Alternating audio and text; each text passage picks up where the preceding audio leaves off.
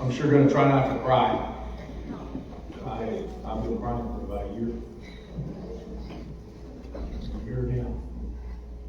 I went to dinner last night with 3 moms. I treated them to just one of those ladies' trips, you know. 3 moms from Uvalde came into town. Now I wanted them to go to dinner with my wife. I wanted my wife to see what I've been seeing for a year now, talking to these people. And my wife all of a sudden said, I now know what you've been crying about. She knew it, she saw it. But there's nothing like spending time with a mom that lost their 10-year-old little girl, 10-year-old little boy. And to have that happen to 19 families is indefensible and inexcusable, and it happened because this governor and others like him allowed that to happen. That's right. I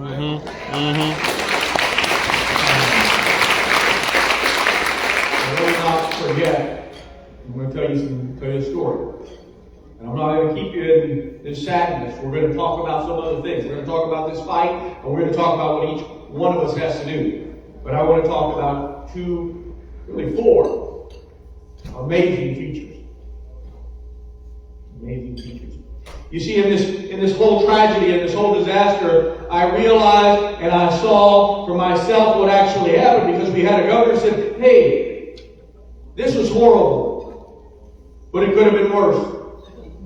We all heard that bullshit. And I'm sorry, but it was bullshit. And the next day, the third day, we found out what happened in those 77 minutes. We found out a little bit about it. And as the months have passed, and now a year, we still know some, but not all. And I will tell you that sadly I do. I had to sue the government to get the information. I lost that lawsuit in court. They said, but you know what, Senator, you're a senator, so we're going to allow you like we always have. And I told them, well, I don't want to do it this way. But I ended up doing it. I signed a non-disclosure agreement to see what transpired. I saw every failure of our Texas system in place. I saw every cop car block every arterial street to that school so ambulances couldn't get in. So when they finally went in at minute 77, Emma Mireles came out with a pulse and died in an ambulance that sat there in the parking lot for 45 minutes because he couldn't get out. That's the system that these people have put in place. That's a safety net, if you will. An inch deep and a mile wide. Radios didn't work. Cops couldn't talk to each other. Nobody knew what was going on. Nobody knew what was going on. There wasn't any brave cops that day. The kids were braver than the police. And some might say that's not fair, but that's what happened as those kids called in, and you've heard those calls. You've heard everything that happened. And I'm not going to keep you in the gory details. But I saw all of that footage because I needed to see the failure. And I saw, as they went into that room, they took down that scooter. I saw 3 piles of kids. I saw 2 teachers. One dead, one barely breathing. That was the other. She died outside. Both Eva and Irma were on top of these 2. They are on top of these 2 piles, safeguarding their children. Imagine that. Everything that we teach these children to do, mass together. The teachers have shielded those kids to give their lives for them. Rodolfo Reyes, 3rd teacher, shot in the back, shot in the arm, fought for his life. Every kid in his room died.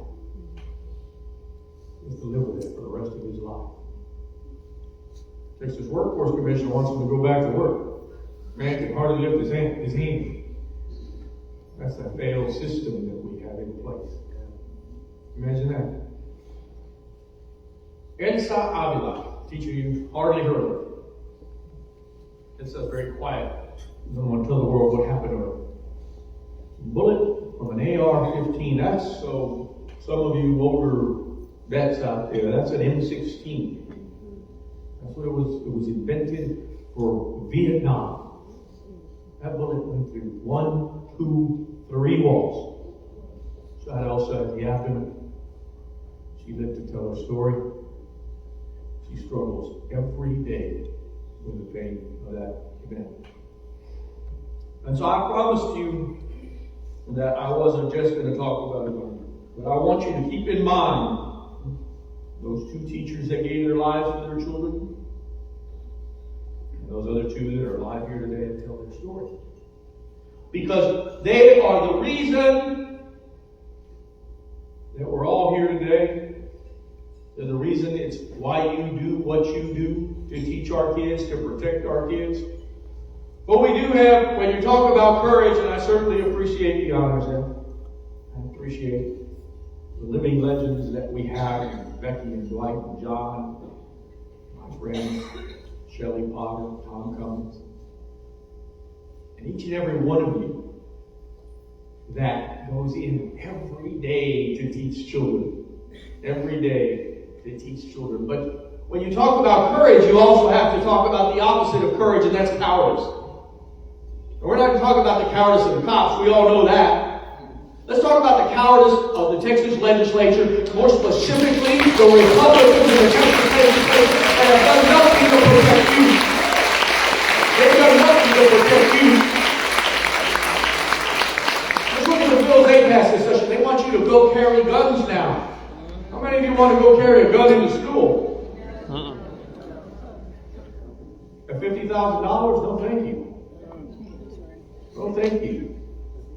We are living in a world that is so detached from reality. These guys want to talk about the boogeyman, whether it's the immigrants, whether it's the drag queens, whether it's the fentanyl, whatever it is they think they want to tell us. But they've kept us from the real meaningful stuff. And the meaningful stuff is that we are paying our teachers miserably. I got to thank you for staying here with us today and being part of this wonderful system that teaches our kids, because you make more money at Starbucks.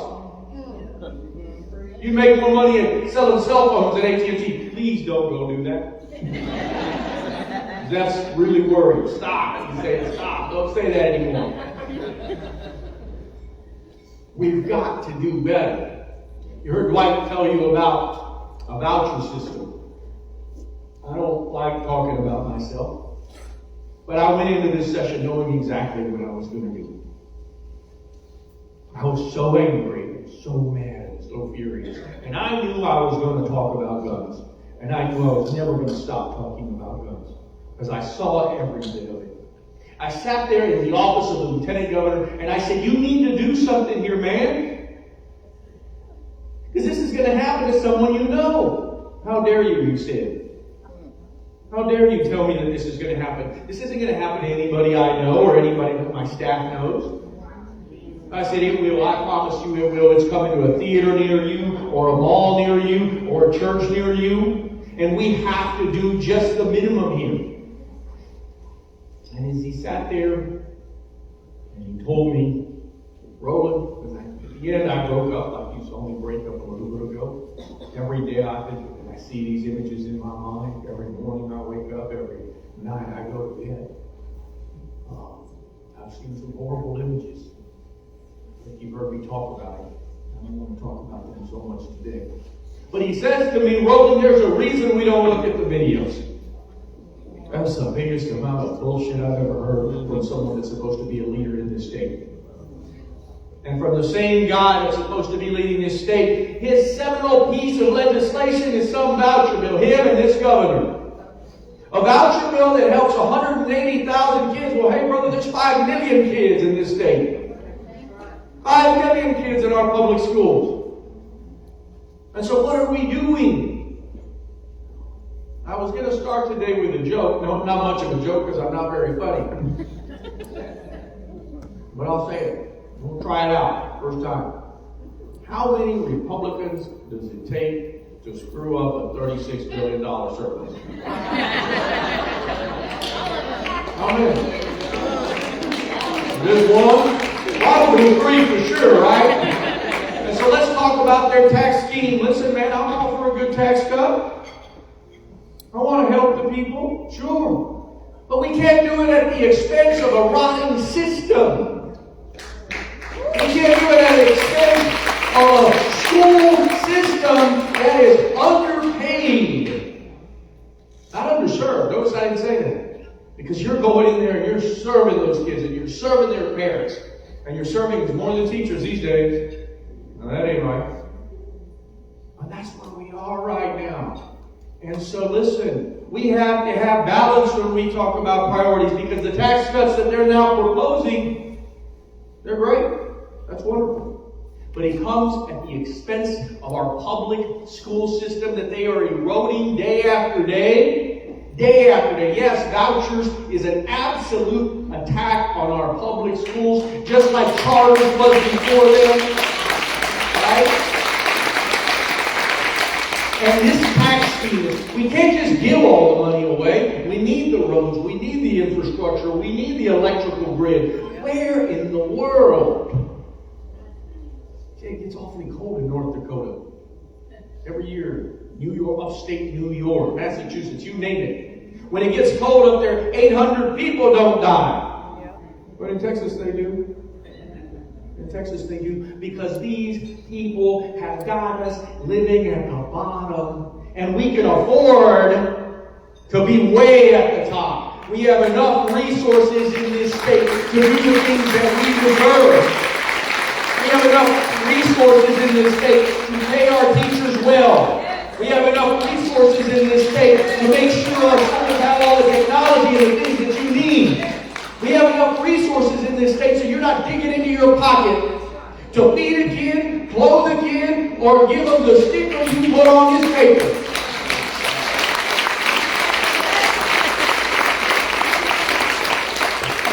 And so I want to wrap this up with a couple of things, because I know you don't want to hear me talking forever and a day.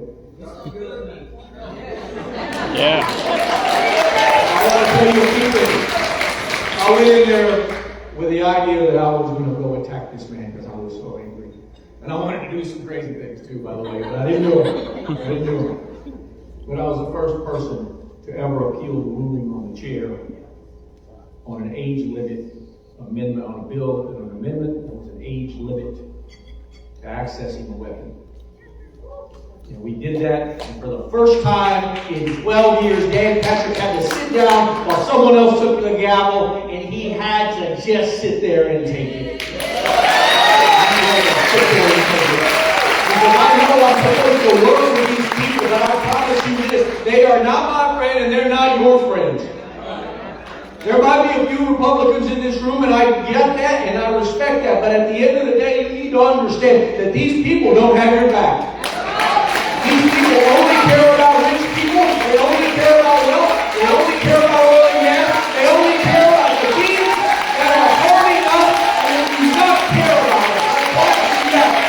And there is no level of bipartisanship in this state.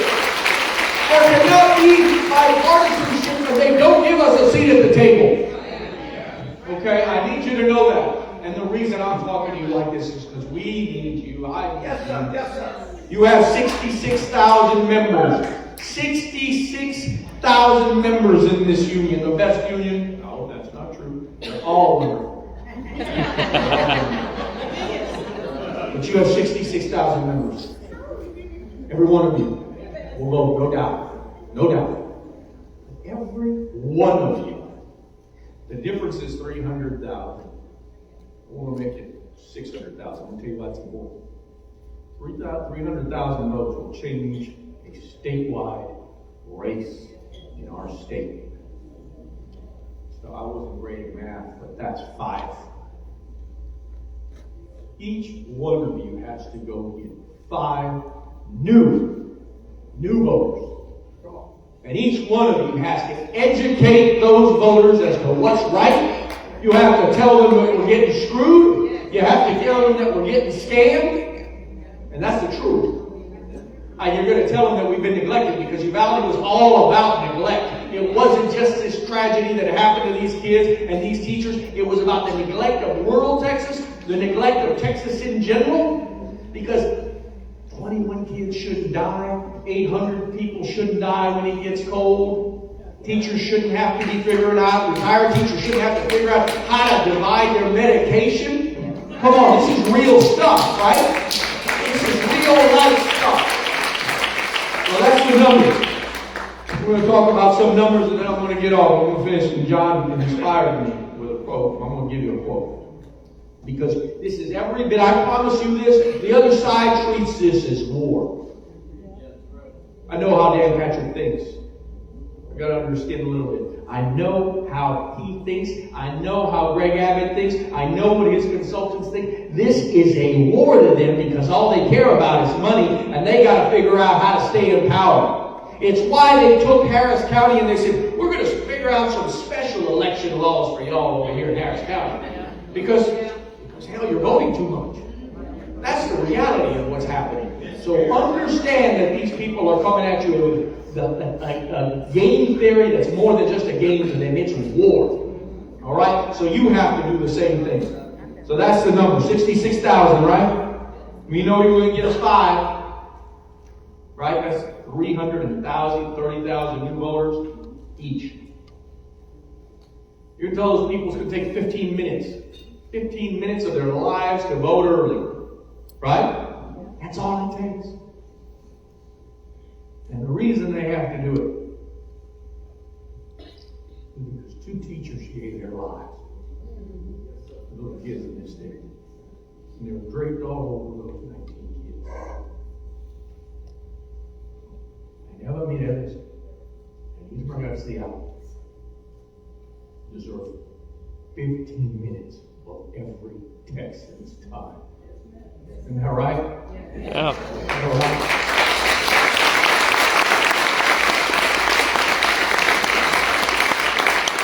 I'm going to finish up with this one thing. There is this painting in my office at the Capitol. It's a man named, I had these college kids come in there and say, Latino kids, and they said, well, who's that? I scratched my head. Shit, man, I got to work on these kids. I said, that's Emiliano Zapata. He was a Mexican revolutionary. Mm-hmm. Yeah. And he had a quote. I think someone said it before him, I'm sure. Quiero morir de pie. That's right. And vivir de rodillas. That's right. I would rather die on my feet than to live a lifetime on my knees. It is time we remove this yoke. It is time that we get these people out. It is time that we win. 30 years is too long. Too many kids have died. Too many teachers have died. Too many people died at the home. We got to change things. And all we need is right here in this room with you. We're going to do this. We're going to do this together. That's right.